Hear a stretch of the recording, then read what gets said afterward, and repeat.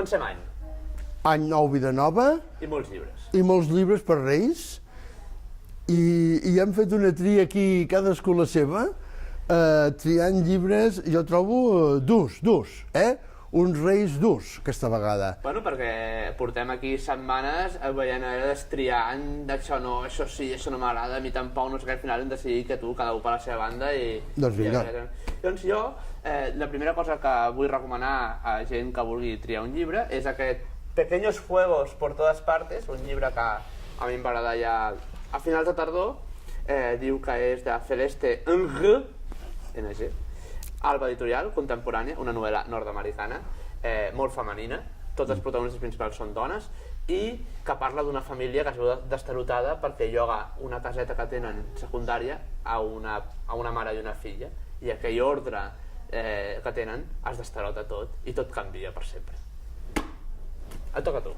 Doncs jo també he agafat un americà, que és ja un clàssic modern, el David Eggers, que amb aquesta novel·la Eres de Frontera em vaig imaginar que seria una novel·la sobre Alaska. Bueno, és sobre Alaska, però veus aquests paisatges i penses que seran unes aventures, i és al revés. És una dona que té també la família destrossada i decideix fugir a Alaska amb els fills.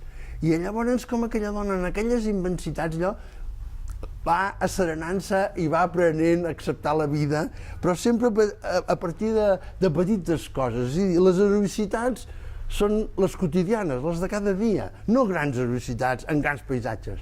Són grans paisatges però petites heroïcitats que fa que anem endavant. Doncs per petites coses que passen cada dia, Els homes i els dies, de Vilaseca, un dietari. Un dietari que a mi, potser tot sencer, no me'l hagués agafat perquè són 750 pàgines de mi vida, de la vida de David Vilaseca, però aquest home que escriu quan viu a Londres, sobretot, al seu dia a dia, m'agrada molt agafar un dia qualsevol de la seva vida i veure què va fer, perquè ho escriu d'una manera molt clara, molt directa, molt treballat, suposo, encara que no ho sembla, i... Home, això és el bonic, treballat encara que no ho sembli. I llavors, per això ho tinc allà sobre la tauleta de nit i a veure què va fer el David Vilaseca el dia que l'obro, i m'agrada. No m'interessa, però m'agrada molt, és una cosa molt curiosa. Molt bé. Llavors, això és al revés, sempre un clàssic, sempre un clàssic. Això són unes cròniques periodístiques, nada es más asombroso que la verdad, perquè és una mica com l'altra, és a dir, aquestes petites coses que ens donen una visió de conjunt, de lo petit, lo gran. I aquest fa una sèrie de reportatges, és un periodista Egon Erwin Kisch, perdoneu el meu txec, que viu a l'entreguerres, a la Txèquia, a Txecoslovàquia, a Alemanya, a Berlín, Viena, aquest món, i que fa una crònica viscuda dels petits problemes del moment, i el vaig trobar absolutament actual i molt potent. Era un jueu comunista, imagineu, pobret. Us l'aconsello perquè està escrit de meravella. I jo estic acabant l'any, i començo l'any, amb El solenoide del Cartarescu, Impediment en castellà, Periscopi en català, també unes 800 pàgines com aquell que no vol la cosa, i la veritat és que em té atrapat, vull dir, no puc deixar-lo, arribo a casa a la nit destrossat, l'obro, pàgina 188 i vas llegint i dic, me'n vaig a dormir, vaig parlar de 250, i així estic aquestes nits.